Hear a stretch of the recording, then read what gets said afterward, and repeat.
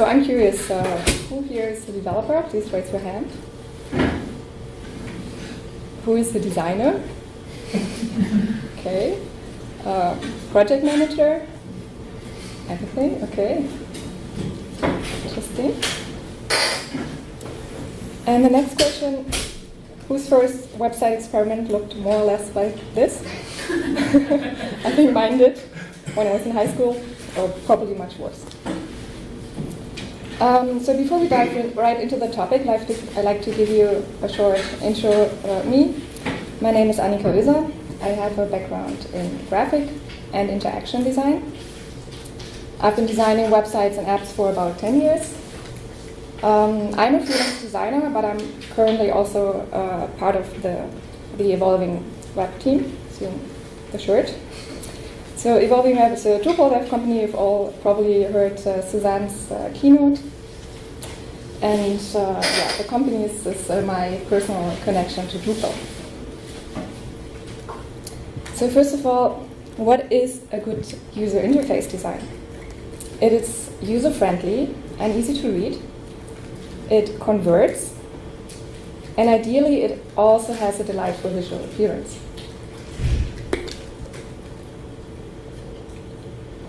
But what makes visual design good? What is it that a website makes a website look amazing? Is it the use of vibrant colors and beautiful images? Or is it extra large Helvetica text? Or is it even a custom typeface?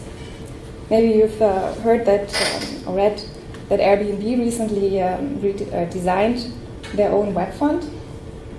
It definitely all helps build a brand or make your website stand out more, but it doesn't help you if your design basics are missing. So back to the question of how to define good web design. It's always a good idea to think about your target audience first and the objectives of your website. So even a small website where you want to promote a plugin that you wrote, you want people to achieve something. Maybe click a button or sign up for a newsletter or simply read the documentation. And most often you want to communicate a message. To achieve these goals, you don't need graphic design talent, and you can still create a user-friendly, professional interface without beautiful photography or colorful illustrations.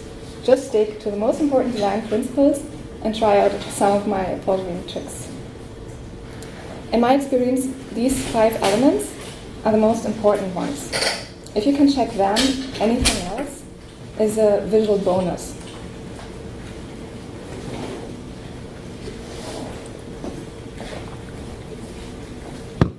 Okay, I will give you 10 design tips where you can see these principles applied. Let's start with the first one, readability. And again, you probably want to communicate a message, so make your copy highly readable. Let's assume you have a lot to say, but this is an awful example how to style text. This copy is not fun to read at all, but it can get worse. Someone used Comic Sans. But you can enhance the readability of your text if you stick to some basic guidelines. I hope you can all see it from the back, otherwise you're invited to come more to the front. So what did I change from the previous version? Well, first of all, of course, I got rid of Comic Sans, and I also created some hierarchy. For instance, by using a larger title and a reasonable paragraph spacing. I also increased the body font size. Accessibility guidelines recommend at least 16 pixel for continuous text. In my opinion, you can use smaller, or you can make exceptions for less important text, but in general, 16 pixel is a good recommendation for paragraph text. I also recommend a more generous line height for paragraph text again. Use factor 1.5 if you want to combine an elegant look with high readability. So in this example, with the 16 pixel font size, I use a 24 pixel line height. Or if you use M's, then you use 1.5 M. I also reduced the length of the lines. With more than 90 characters, it will become very difficult for the eye to find the correct line when you're jumping from the far end of the paragraph to the beginning. And don't be afraid of narrow, long columns. Look at how successful Medium.com is with their layout. The second tip is about how to choose and mix your typefaces. Let's look at the two most common typeface categories first. We have a sans serif on the left and a serif typeface on the right, which is still used a lot in printed books. You all know Times New Roman, which I think is still the standard, the default in Word. And sans serif is usually recommended for digital context. And of course, there are other typeface categories, for example, monospace fonts that you know from your code editors if you're a developer. But for web use, let's focus on these two categories.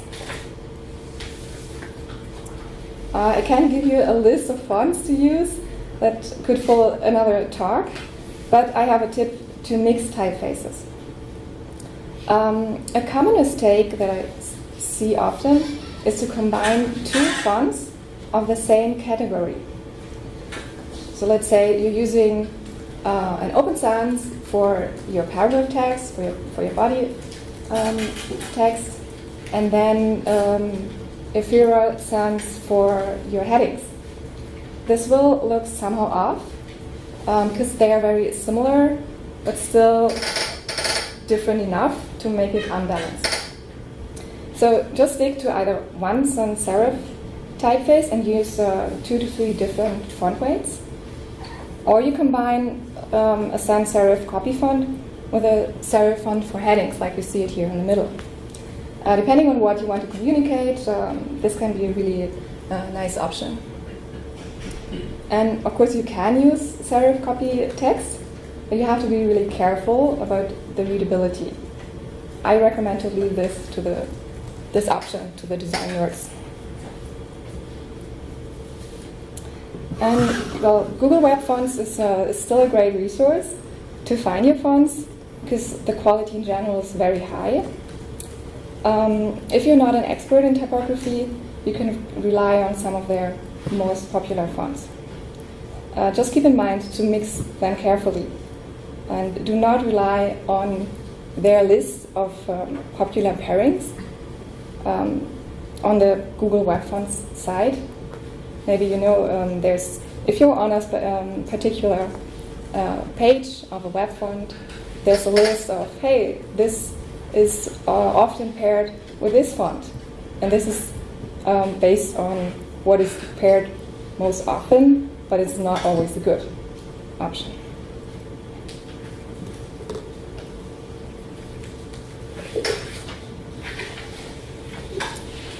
So I gave you some tips for typography, but how do you choose colors for your interface? My third tip is try a monochromatic color palette. This is a fairly safe way to create balanced color schemes, because the fewer different colors you choose and mix, the smaller are the chances to mix colors that only fit well on your monitor or just suit your personal taste. Your code editor probably doesn't help you finding the colors, but there are tools online. For instance, coloradobe.com, where you can turn the wheel or you enter an already existing color code to get matching colors. This also works for other color approaches like shades or analogous colors.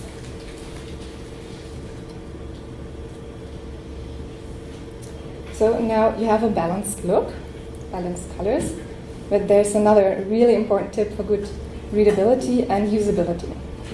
So apply a good contrast when choosing your colors.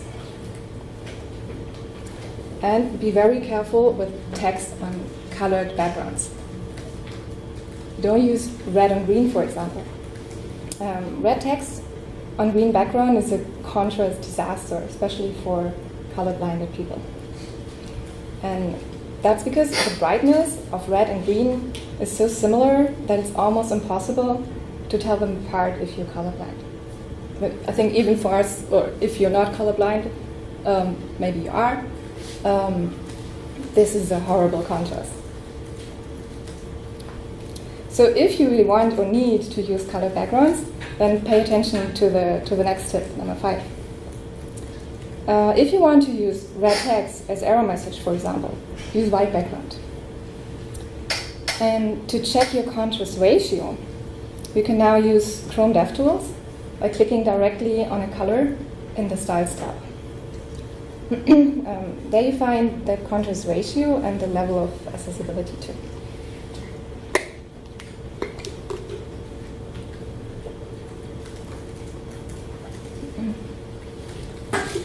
Tip number 5. This one also deals with colors, but it's more of a pro tip, I find. It's about creating a visual hierarchy again.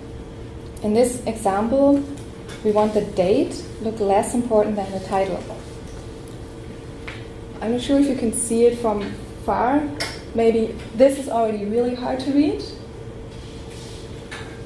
And I hope this one is better to read, the date. So making text a lighter gray is a great way to de-emphasize it on white backgrounds, but it doesn't look great on colored backgrounds like we see it here. That's because the effect we're actually seeing with gray on white background on white is reduced contrast. And on the left here, this just causes a terrible contrast. The option in the middle uses transparency to make a white text less important. And the third and visually best option uses a different color. Making the text closer to the background color is what actually helps create contrast, not making it light gray. But this also means another custom color. So if you want to keep it simple and you have changing background colors, use the middle option. The next tip also still deals with color, but it also touches the minimalism principle. Here on the left, we have 3 different colored buttons. If you design your CTAs like this, the user has a really hard time to decide what to look at first and what to click on first, because they look all really important. Primary actions should be obvious. The Manage Listing button here, with its solid colored background, works great here for a primary button. But secondary actions should be clear but not prominent, like this. Or I don't know, is this the second one, or is it this the second one? I don't really know how to decide that as a user. So outline styles are great options, as we see it in the View Stats button here on the top right corner.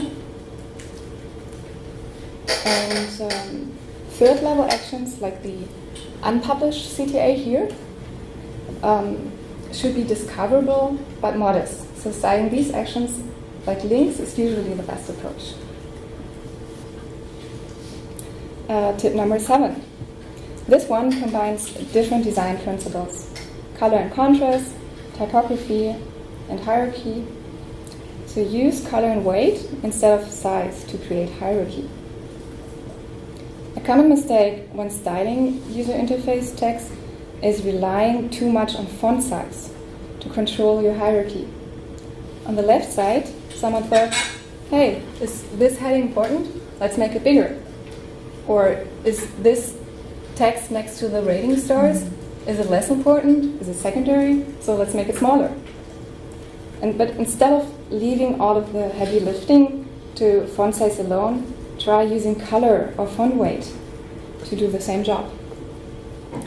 On the right, the thought was more, is this heading important? So let's make it bolder, not just bigger. And is the 42 reviews text here, is it secondary? So let's make it lighter, not smaller. So of course you can use different font sizes. I'm not saying you have to use all the same font sizes, but maybe you need a smaller number than you might think.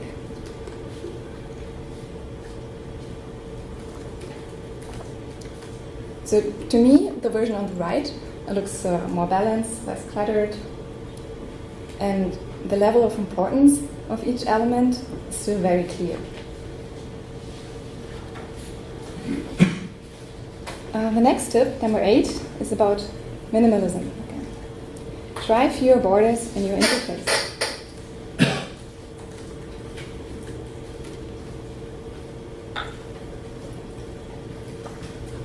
So what do you do when you want to create separation between two elements? Place a border between, right? It's a good way to distinguish two elements from one another, but it's not the only way. And using too many borders can make your design feel busy and cluttered. And to me, the left design looks more like a wireframe. So try to resist immediately reaching for a border. Try to use different background colors. I think it's really hard to tell with this projector. Can we close the light? Sorry?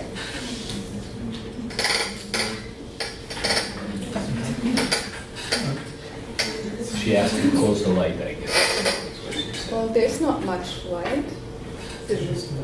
Oh, the window?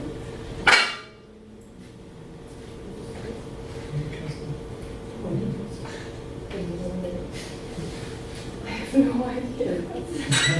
Well, I don't want to shut down the whole power again. Maybe the light that's on.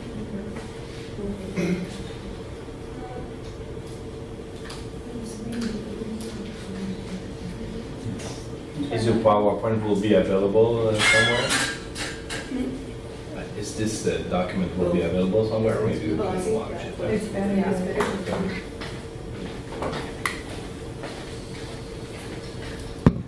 Yeah, well, the whole session is going to be recorded, and I make sure you get access to the slides later. Okay. So try to use different background colors. Here's actually a different background color. It's a light gray blue color. Also here, it's hard to tell. But also increase the spacing between elements. This is another good example of the effect of increasing the spacing. So spacing things further apart is a great way to create distinction between groups of elements. This is a little trick to make your UI look less like a wireframe and more modern and friendly instead. This tip is about clear interaction design. Try bigger click areas instead of tiny ones. In human-computer interaction, there's a rule called Fitts law, and according to this, we need more time to click on something the further away it is and or the smaller it is, especially with a mouse. So you have this form here, and then a tiny button on the other end. So links, forms, and buttons, they can be made easier to click on if they are placed reasonably close to each other, and also if their size is increased. The size of click areas is, of course, also very important for touch devices. And speaking of touch gestures, you shouldn't position your click areas too close to each other either. You could accidentally hit then the wrong button.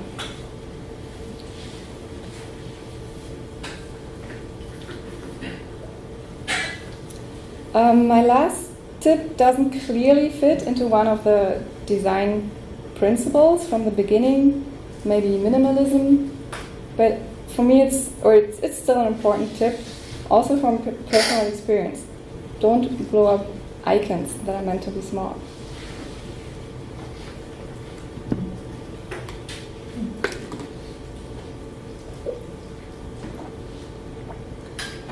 Icons are usually meant to be small.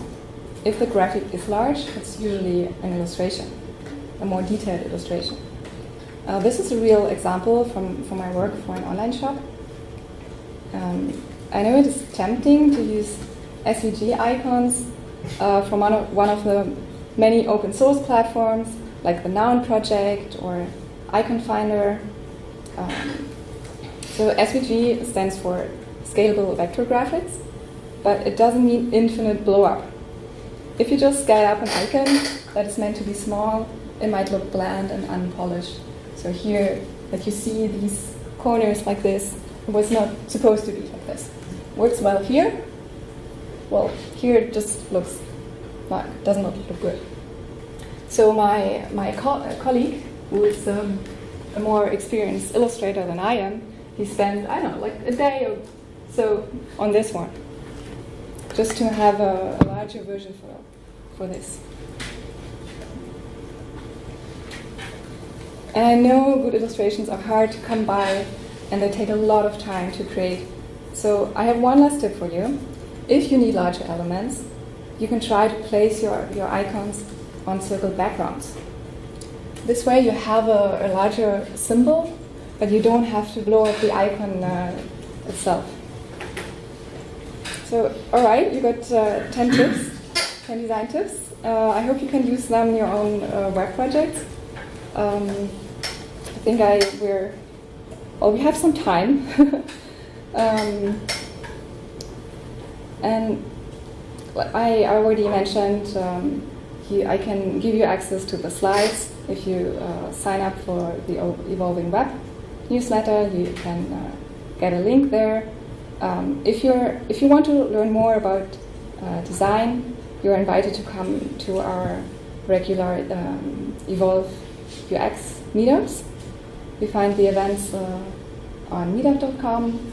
The next one is actually on Monday in the Evolving Web office. Do you have questions? Yeah. Yeah? About the icons, what is your position about people tend to use it a lot, even if it's not really relevant, instead of just writing the text? And there's icons everywhere, and it doesn't mean anything at the end of the day. So, in your own opinion, what do you think about that? Yeah, it's a really good question. I also notice it a lot, that especially if you use an icon without text and you have no clue as a user what this is supposed to mean, then an icon is even worse than just plain text. There I would recommend to either combine an icon with a text, a label. For example, for when you think about bottom menus of apps, iOS apps, they often have 4 or 5 icons in the bottom navigation, and there was a time where apps only used icons, and then they did some user studies and they found out, hey, nobody really knows what this is supposed to mean. With some time you learn it if you use an app really often, but if you use it for the first time, then it's really hard to figure out what an icon means. So if you can avoid it, just using an icon, then without text, then just don't do it. And in general, an icon should always help the user guide through their journey. So if it doesn't help, it's just for a decoration, it's maybe then use a good illustration and then one and not hundreds of icons. I hope that answered your question. About colors, Yes. from a device to another, the color doesn't always turn out the same. Is there a way to predict that the color could go this way or that way so it doesn't look horrible? I have the same experience that even with the two monitors, I use my MacBook and then another monitor, and the external one, it shows completely different colors, and I try to fix it, but I don't really know why sometimes. So unfortunately, I don't really have an answer to that. If someone else has, then I'm happy to hear. Do you calibrate your monitors? I haven't tried this one I'm using at the moment. That's maybe the reason why. If you calibrate your Yeah. monitor, and so the color should be the same, Yeah, even well, if it's a different monitor. Yeah, I have used. Sorry?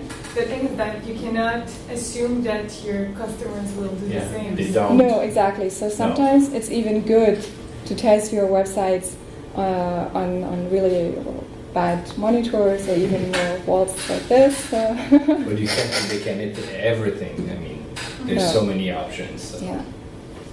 But here I think the accessibility guidelines and the dev tools and all these contrast tools to help you find a good contrast and good color, they really help you a lot. Because in the end, you want pretty colors or colors that fit your brand or your message or yourself, or you want them to be just nice, or fit the printed version of your logo on your office building. But in the end, what's really important is readability and usability, and there the contrast ratio type tools are really good help.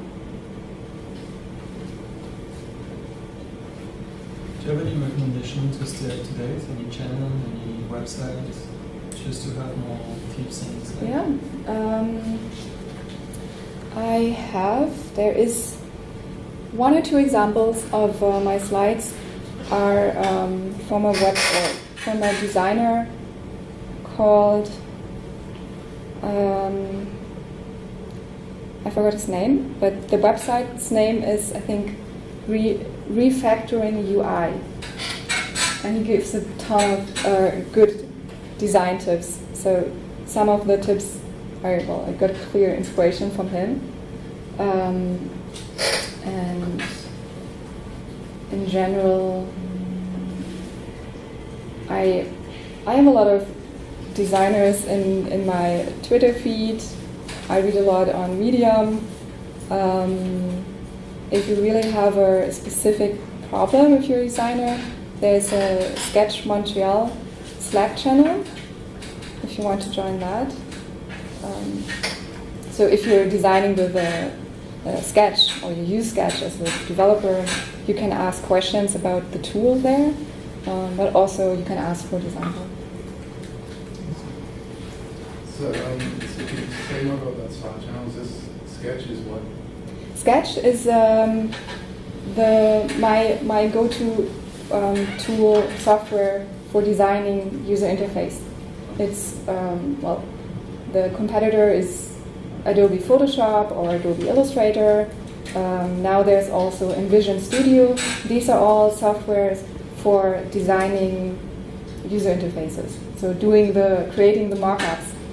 And Sketch is at the moment, I think, the most popular tool for web designers. You can start creating your wireframes in there, but you can also use it to do high fidelity mockups. And this that Slack channel is Sketch Montreal. Yeah, I think it's Sketch Montreal. Sketch MTL? Yeah. Thank you. Yeah. I agree with you with the simple color, nice for the user to see. But for me, I'm a user. For me, it depends on what kind of clients I have. Like, let's say I have clients who's a jazz player or a musician. Yeah. They would prefer something color that which is not my type of Mhm. But But it's just different from your personal taste. exactly, because Mhm. at the end of the day, we're working for them. Yes.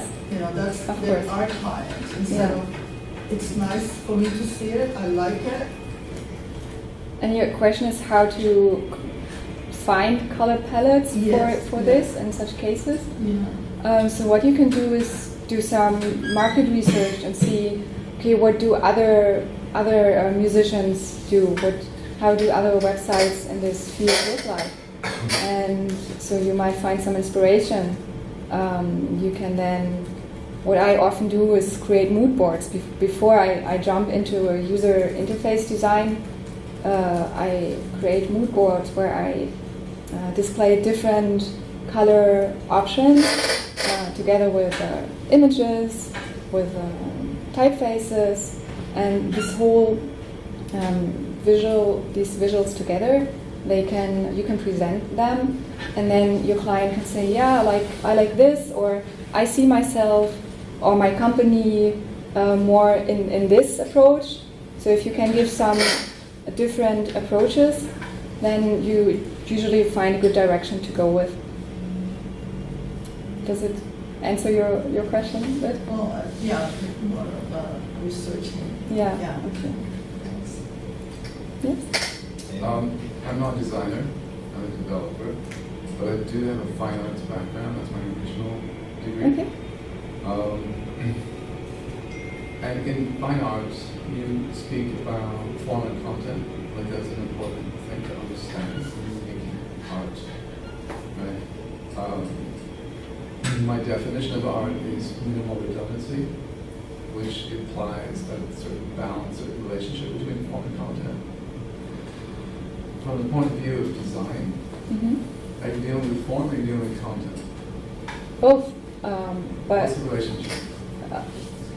I think content should go first, because for web design, you usually want to either communicate something or inform something, you want to sell something, so content should be the most important thing.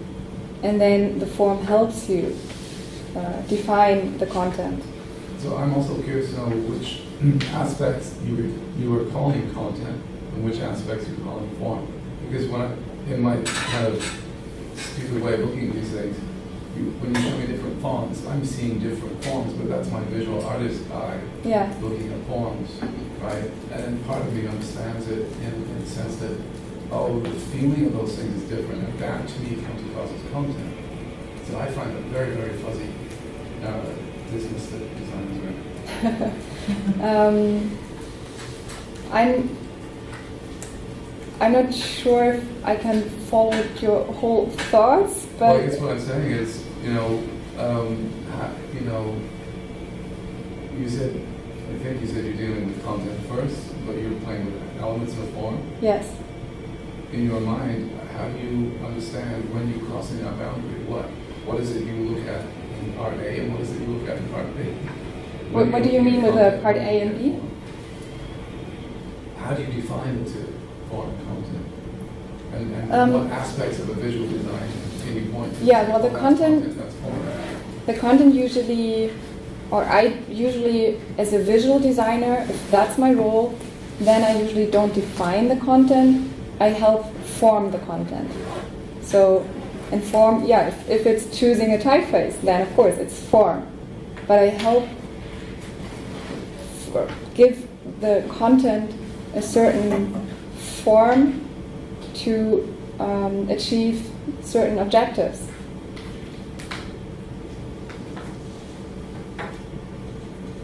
Maybe you can help Do with you it. use dummy content or you use the real content when you bring that new interface? Yeah, that's a good question. I always prefer real content than just lorem ipsum dummy text because it also helps you combine the content and the form. And as soon as you have real content, use it even for mood boards, for mock-ups.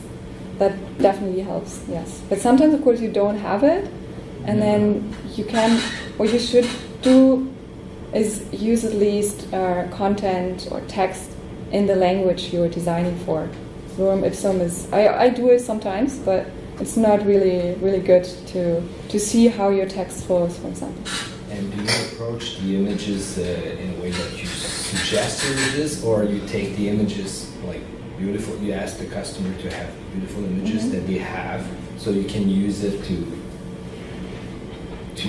propose, like to show them like a new UI or anything like Yeah, it's really different. That really depends on the project. There are projects where the client is completely responsible for delivering images, and I can still make some suggestions on what kind of images they should use.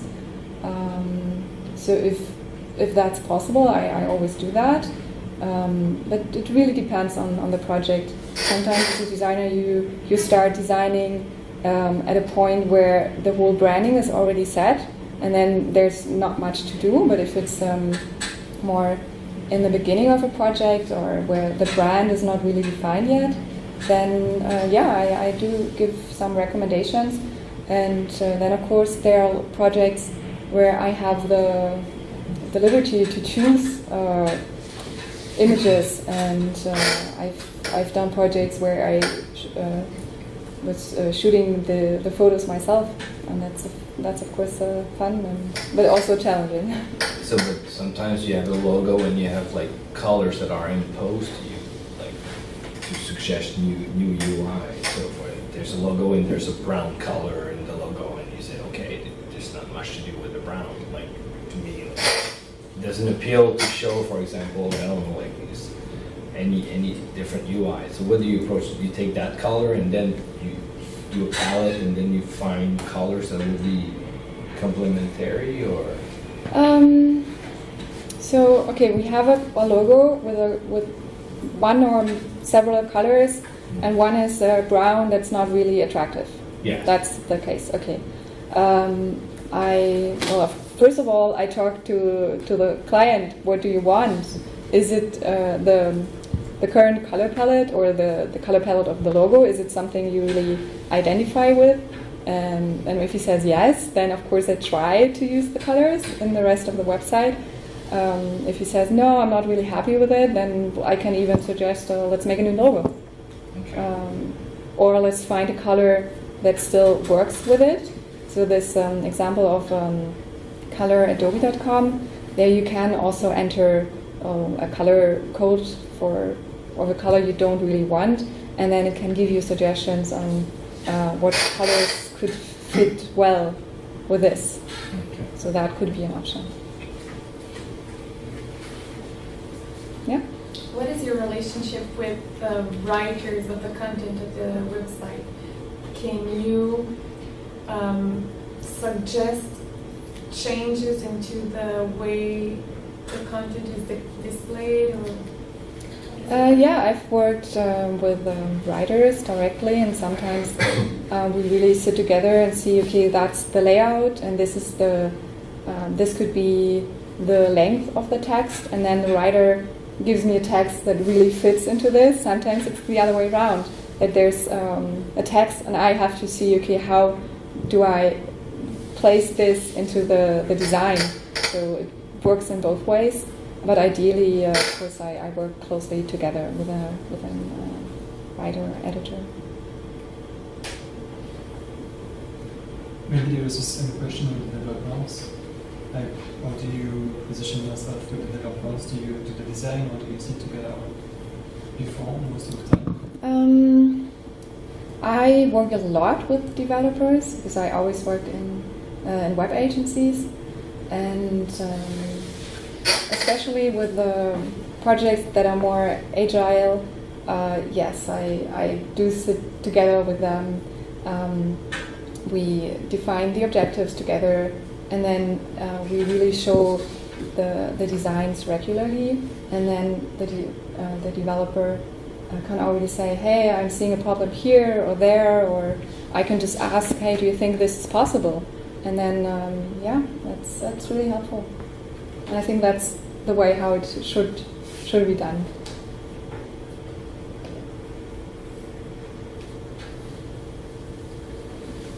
Yeah. I know you said it's ideal to use the real content because you're working with something in a very precise way. But in real life business terms, how often do you get content? How often do you find yourself in that position where you can work with real content? Not that little actually. So I usually have real content.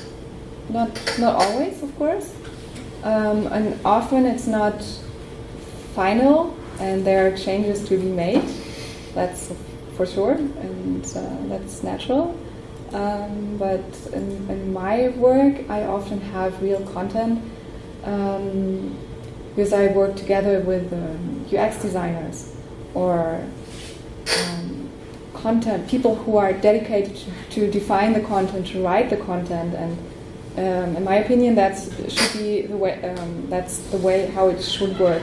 That you first define the content, even if it's not final. But it shouldn't just be a complete mock-up of something with just lorem ipsum text, because then you have no idea what you're doing. So you need to know at least a bit of the content before. I'm curious to know, can we take a poll of people in here? How often, like, how can I put this? Do you get content soon enough for projects you work on? Yes or no? Like, if you do get content soon enough, can you put your hand on Nobody it? gets the content ever. It's always a problem. Sorry, I didn't hear you say it's always a problem. Yeah, it is. Yeah. It's That's what always I like it's even the same thing when you have to do something in English and in French, multilingual stuff. It always comes way after the project. Way. Yeah, I agree. That's a It's always real a problem. problem. Yeah.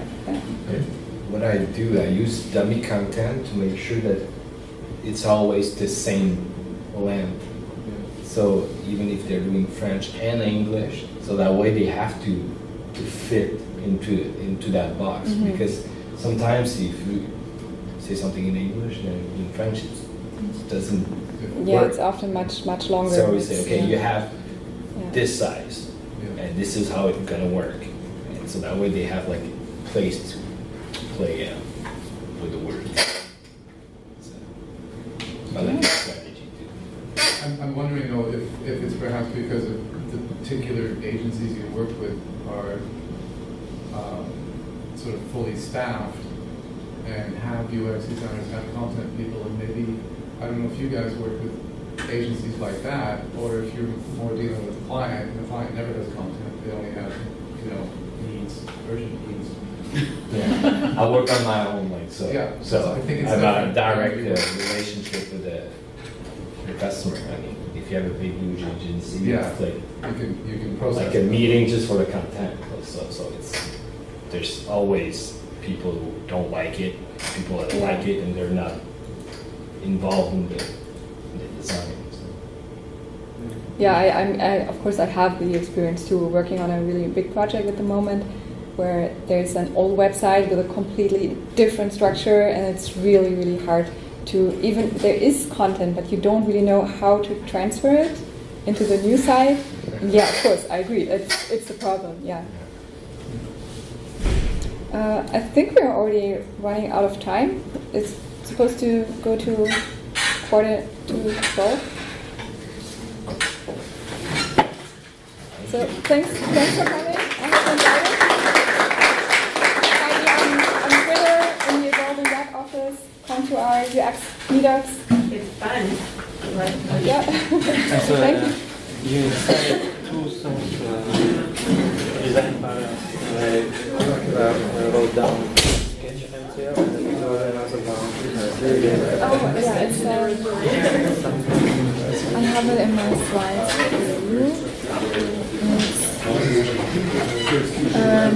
Refactoring UI. Refactoring UI, okay.